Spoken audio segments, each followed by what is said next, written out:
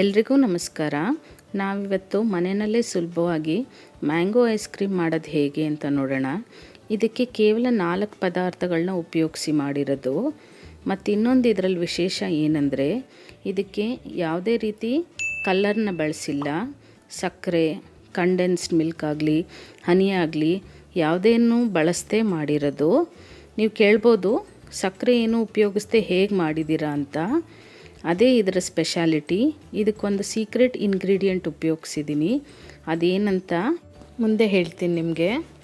ಇದಕ್ಕೆ 200 ml ಅಷ್ಟು fresh ಕ್ರೀಮ್ನ ತೊಗೊಂಡಿದ್ದೀನಿ. ಇದರಲ್ಲಿ 25% ಫ್ಯಾಟ್ ಇದೆ. 25%ಗಿಂತ ಕಮ್ಮಿ ಇರೋದು ಬೇಡ. ಐಸ್ ಕ್ರೀಮ್ ಅಷ್ಟು ಟೇಸ್ಟ್ ಆಗಿರಲ್ಲ. ಒಂದು ಮಾವಿನ ಹಣ್ಣನ್ನು ಚಿಪ್ಪೆ ತೆಗೆದು ಮಿಕ್ಸಿಗೆ ಹಾಕಿಟ್ಕೊಂಡಿದ್ದೀನಿ. ಕಲ್ಲರ್ಗೆ ಇಲ್ಲಿ 1 ಚಿಟಿಕೆಯಷ್ಟು ಕೇಸರಿನ ಅರ್ಧ ಗಂಟೆ ಮುಂಚೆ ನೀರಲ್ಲಿ ನೆನೆಸಿಟ್ಟಿದ್ದೀನಿ. ನಾನು ಹೇಳಿದ್ನೆಲ್ಲ ಸೀಕ್ರೆಟ್ ಇಂಗ್ರೀಡಿಯೆಂಟು ನೋಡಿ ಇದೇನೆ. ಬಿಡಿ ಕಲ್ಲು ಸಕ್ಕರೆ ತೊಗೊಂಡಿದ್ದೀನಿ. ಇವಿಷ್ಟು ಐಸ್ ಕ್ರೀಮ್ ಮಾಡೋಕ್ಕೆ ಬೇಕಾದಂಥ ಪದಾರ್ಥಗಳು. ಕಲ್ಲು ಸಕ್ಕರೆನ ಮಿಕ್ಸಿಗೆ ಹಾಕಿ ಪೌಡ್ರ್ ಮಾಡಿಟ್ಕೊಳ್ಳಿ. ನೀವು ಕೇಳ್ಬೋದು ಕಲ್ಲು ಸಕ್ಕರೆಗೂ ಇರೋ ವ್ಯತ್ಯಾಸ ಏನು ಅಂತ. ಸಕ್ಕರೆ ನಮ್ಮ ಕೈ ಸೇರೋ ಹೊತ್ತಿಗೆ ತುಂಬ ಕೆಮಿಕಲ್ ಪ್ರೋಸೆಸ್ ಆಗಿರುತ್ತೆ. ಈ ಕೆಮಿಕಲ್ ಪ್ರೋಸೆಸ್ಗೂ ಮುಂಚೆ ಏನು ಸಿಗುತ್ತೆ ಅದೇ ಕಲ್ಲು ಸಕ್ಕರೆ. ಇದರಲ್ಲಿ ತುಂಬ ಮೆಡಿಸಿನಲ್ ವ್ಯಾಲ್ಯೂಸ್ ಇದೆ. ಆಯುರ್ವೇದದಲ್ಲಿ ಕೂಡ ನಿಮಗೇನಾದರೂ ಚೂರ್ಣ ಅಥವಾ ಲೇಹ್ಯ ಏನಾದರೂ ಕೊಟ್ಟಾಗ ಅದನ್ನು ಬೆಲ್ಲ ಅಥವಾ ಕಲ್ಲು ಸಕ್ಕರೆ ಜೊತೆ ಸೇವಿಸ್ರಿ ಅಂತ ಹೇಳ್ತಾರೆ. ಮತ್ತು ಊಟ ಆದಮೇಲೆ ತಾಂಬೂಲ ಹಾಕ್ಕೊಳ್ಳುವಾಗ ಅದರಲ್ಲಿ ಕಲ್ಲು ಸಕ್ಕರೆನ ನೀವು ನೋಡಿರ್ಬೋದು. ಅದೇನಕ್ಕೆ ಹಾಕ್ತಾರೆ ಅಂದರೆ ಅದು ನಮ್ಮ ಬಾಯಲ್ಲಿರೋ ದುರ್ಗಂಧನ ತಡೆಗಟ್ಟುತ್ತೆ. ಡೈಜೆಷನ್ ಕೂಡ ಇಂಪ್ರೂವ್ ಮಾಡುತ್ತೆ. ಕೆಲವೊಂದು ಸಾರಿ ನಮಗೆ ಗಂಟಲು ನೋವು, ಕೆರೆತ ಆ ಥರ ಎಲ್ಲ ಇರಿಟೇಷನ್ ಆಗಿರುತ್ತೆ.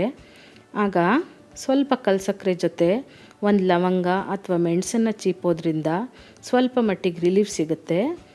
ನಿಮ್ಮ ಬಾಡಿನಲ್ಲಿ ಎಕ್ಸೆಸ್ ಆಫ್ ವೀಟ್ ಆಗಿರುತ್ತೆ. ಆಗ ನೀವು ಮಜ್ಜಿಗೆ ಅಥವಾ ಎಳ್ನೀರನ್ನ ಕುಡಿತೀರಾ. ಅದ್ರ ಜೊತೆಗೆ ಸ್ವಲ್ಪ ಕಲ್ಲು ಸಕ್ಕರೆನ ನೀರಿಗೆ ಹಾಕಿ ಕುಡಿಯೋದ್ರಿಂದ ಕೂಡ ಬಾಡಿ ಹೀಟು ಕಮ್ಮಿ ಆಗುತ್ತೆ.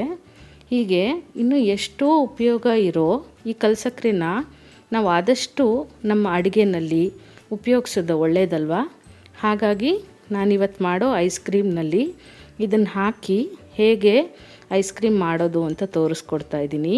ನೀವು ಮನೆಯಲ್ಲಿ ಒಂದ್ಸರಿ ಟ್ರೈ ಮಾಡಿ ನೋಡಿ, ಹೆಲ್ದಿಯಾಗಿರುತ್ತೆ. ಈಗ ಐಸ್ ಕ್ರೀಮ್ ಮಾಡೋದು ಹೇಗೆ ಅಂತ ನೋಡೋಣ. ನಾನಿಲ್ಲಿ ಒಂದು ಚಾಪರ್ನ ಉಪಯೋಗಿಸ್ತಾ ಇದ್ದೀನಿ. ನಿಮಗೆ ಚಾಪರ್ ಇಲ್ಲ ಅಂದರೆ ಬ್ಲೆಂಡರ್ ಇದ್ದರೆ ಬ್ಲೆಂಡರ್ ಕೂಡ ಉಪಯೋಗಿಸ್ಬೋದು. ಅಥವಾ ಎಗ್ ಬೀಟರ್ ಸಿಗುತ್ತಲ್ಲ ಅದನ್ನು ಕೂಡ ಉಪಯೋಗಿಸಿ ನೀವು ಐಸ್ ಕ್ರೀಮ್ನ ಮಾಡ್ಕೋಬೋದು ಮನೇಲಿ ಸುಲಭವಾಗಿ. ನೀವು ಯಾವುದೇ ಒಂದು ಉಪಯೋಗಿಸ್ಬೇಕಾದ್ರೂ ಅದನ್ನು ಮಿನಿಮಮ್ 1 hour ಮುಂಚೆ ಫ್ರೀಝರಲ್ಲಿ ಇಟ್ಬಿಡಿ. ಇದ್ರ ಜೊತೆಗೆ ನಾವೇನು ಕ್ರೀಮ್ ಉಪಯೋಗಿಸ್ತೀವಿ ಅದು ಕೂಡ ಚಿಲ್ಲಾಗಿರಬೇಕು. ಅದನ್ನು ಕೂಡ ಫ್ರೀಝರಲ್ಲಿ ಇಟ್ಟಿರಬೇಕು. ಇದೆಲ್ಲನೂ ಹೀಗೆ ಮಾಡೋದ್ರಿಂದ ನಮಗೆ ವಿಪ್ಪಿಂಗ್ ತುಂಬ ಚೆನ್ನಾಗಾಗುತ್ತೆ. ಚಿಲ್ಡಾಗಿರೋ ಕ್ರೀಮ್ನ ಆ್ಯಡ್ ಮಾಡ್ಕೊಳ್ಳೋಣ. ಈ ರೀತಿ ಎಲ್ಲ ನೀಟಾಗಿ ಆ್ಯಡ್ ಮಾಡಿಕೊಂಡು ಚೆನ್ನಾಗಿ ಬ್ಲೆಂಡ್ ಮಾಡ್ಕೊಳ್ಳೋಣ. ನೀವು ಬ್ಲೆಂಡರ್ ಉಪಯೋಗಿಸೋದಿದ್ರೆ ಲೋಯಿಂದ ಹೈ ಸ್ಪೀಡ್ ಮಾಡಿ. ನಾನಿಲ್ಲಿ ಈ ರೀತಿ ರೊಟೇಟ್ ಮಾಡಿ ಬ್ಲೆಂಡ್ ಮಾಡ್ಕೋತಾ ಇದ್ದೀನಿ. ನೀವು ನೋಡ್ತಾ ಇರ್ಬೋದು. ಒಂದು 5ರಿಂದ 10 ನಿಮಿಷ ಬೇಕಾಗುತ್ತೆ ಬ್ಲೆಂಡ್ ಆಗೋದಕ್ಕೆ, ಸ್ವಲ್ಪ ಕ್ರೀಮ್ ಗಟ್ಟಿ ಬರೋದಕ್ಕೆ.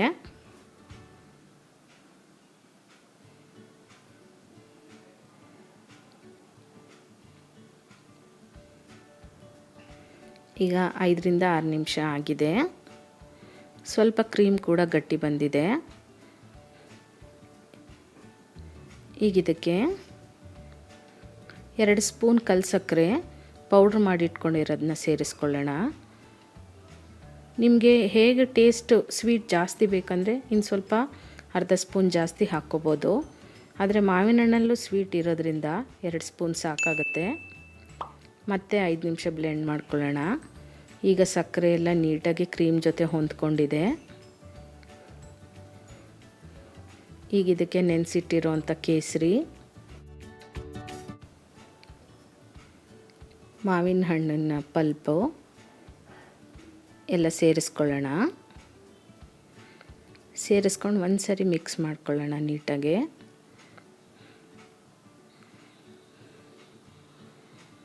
ಇದನ್ನು ಕೂಡ ನೀವು ಮಾವಿನ ಹಣ್ಣಿಂದು ಸ್ವೀಟ್ನೆಸ್ ಹೇಗೆ ಬೇಕೋ ಹಾಗೆ ಹಾಕ್ಕೋಬೋದು. ನಿಮಗೆ ಜಾಸ್ತಿ ಬೇಕು ಅಂದರೆ ಇನ್ನೂ ಒಂದು ಸ್ವಲ್ಪ ಮಾವಿನ ಹಣ್ಣಿನ ಪಲ್ಪನ್ನ ಸೇರಿಸ್ಕೋಬೋದು. ಈಗೆಲ್ಲ ನೀಟಾಗಿ ಮಿಕ್ಸ್ ಮಾಡ್ಕೊಂಡಿದ್ದೀವಿ. ಕ್ರೀಮ್ ಕನ್ಸಿಸ್ಟೆನ್ಸಿ ಕೂಡ ತಿಕ್ಕಾಗಿದೆ. ಈಗ ಮತ್ತೆ ಇನ್ನೇನು ಹಾಕೋದಿಲ್ಲ, ಎಲ್ಲ ರೆಡಿಯಾಗಿದೆ. ಈಗ ಇದನ್ನು ನಾವೊಂದು ಕಂಟೈನರ್ಗೆ ಹಾಕ್ಕೊಳ್ಳೋಣ. ಆದಷ್ಟು ಏರ್ ಟೈಟ್ ಕಂಟೈನರ್ನ ತಗೊಳ್ಳಿ. ಏನಕ್ಕೆ ಅಂದರೆ ಒಳಗಡೆ ಐಸ್ ಫಾರ್ಮ್ ಆಗಿಬಿಡುತ್ತೆ. ಆಗ ಕ್ರೀಮಿ ಟೆಕ್ಸ್ಚರ್ ಇರಲ್ಲ ಐಸ್ ಕ್ರೀಮ್ನಲ್ಲಿ, ಸ್ವಲ್ಪ ಕ್ರಿಸ್ಟಲ್ ಆಗಿಬಿಡುತ್ತೆ. ಅದಕ್ಕೋಸ್ಕರ ಇದನ್ನು ಮಿನಿಮಮ್ 8 hours ಫ್ರೀಝರಲ್ಲಿಟ್ಟು ಫ್ರೀಸ್ ಮಾಡಿ. ನೋಡಿ, ಈಗ ಐಸ್ ಕ್ರೀಮ್ನೆಲ್ಲ ಕಂಟೈನರ್ಗೆ ಹಾಕಿದ್ದೀವಿ. ಟೈಟಾಗಿ ಲಿಡ್ ಕ್ಲೋಸ್ ಮಾಡಿ ಫ್ರೀಝರಲ್ಲಿಡೋಣ. 8 hours ಆದಮೇಲೆ ಹೇಗಿದೆ ನೋಡೋಣ. ವಾವ್, ಚೆನ್ನಾಗಿದೆ ಅಲ್ಲ ಐಸ್ ಕ್ರೀಮು, ನೀಟಾಗಿ ಸೆಟ್ಟಾಗಿದೆ. ಈಗ ಇದನ್ನು ಪ್ಲೇಟಿಂಗ್ ಮಾಡ್ಕೊಳ್ಳೋಣ. ನಾವು ನಮ್ಮ ಮನೆಯವ್ರಿಗೆ, ನಮ್ಮ ಮಕ್ಕಳಿಗೆ ಒಂದು ಹೆಲ್ದಿಯಾದ ಐಸ್ ಕ್ರೀಮ್ ಮಾಡಿಕೊಟ್ಟಿದ್ದೀವಿ ಅನ್ನೋ ಸ್ಯಾಟಿಸ್ಫ್ಯಾಕ್ಷನ್ ಇರುತ್ತೆ. ನೀವು ಮನೆಯಲ್ಲಿ ಒಂದು ಸರಿ ಟ್ರೈ ಮಾಡಿ ನೋಡಿ, ತುಂಬ ರುಚಿಯಾಗಿರುತ್ತೆ. ನಿಮಗೆ ನಾನು ಮಾಡಿರೋ ವಿಧಾನ ಇಷ್ಟ ಆದರೆ ಲೈಕ್ ಮಾಡಿ, ಕಮೆಂಟ್ ಮೂಲಕ ನನಗೆ ತಿಳಿಸಿ. ನನ್ನ ಚಾನಲ್ನ ಲೈಕ್ ಮಾಡಿ, ಸಬ್ಸ್ಕ್ರೈಬ್ ಮಾಡಿ, ಶೇರ್ ಮಾಡಿ. ನೋಡಿ ಎಷ್ಟು ಸಾಫ್ಟಾಗಿ ಕಟ್ ಆಗ್ತಾ ಇದೆ. ಕ್ರೀಮಿ ಟೆಕ್ಸ್ಚರ್ ಕೂಡ ಚೆನ್ನಾಗಿ ಬಂದಿದೆ.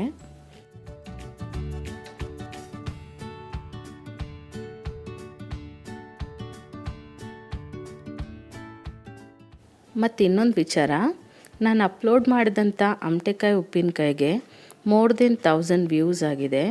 ಇದಕ್ಕಾಗಿ ಥ್ಯಾಂಕ್ ಯು. ಮತ್ತು ನಿಮ್ಮ ಸಪೋರ್ಟ್ ಹೀಗೆ ನನ್ನ ಜೊತೆ ಸದಾ ಇದ್ದರೆ ನನಗೂ ಹೊಸ ವೀಡಿಯೋಸ್ ಅಪ್ಲೋಡ್ ಮಾಡೋದಕ್ಕೆ ಹುಮ್ಮಸ್ಸು ಬರುತ್ತೆ. ನಿಮ್ಮ ವಿಶಸ್ ನನ್ನ ಜೊತೆ ಸದಾ ಹೀಗೆ ಇರಬೇಕು. Thank you.